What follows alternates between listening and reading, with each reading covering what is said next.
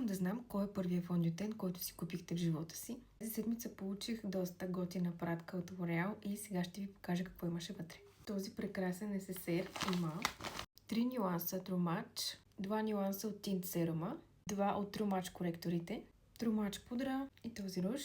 Признавам си, че трумач фондютена не съм го използвала от години, но имах възможността да пробвам този серум, дори го носих цяла седмица и е просто фантастичен. Смело мога да го сравня с тинта на Lancome, за който ви говоря във всяко второ видео.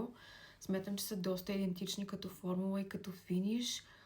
Този продукт е просто разкошен. Ако на някой му е интересно, ще направя подробно ревю, обаче мисля, че супер много се заслужава за другерен продукт.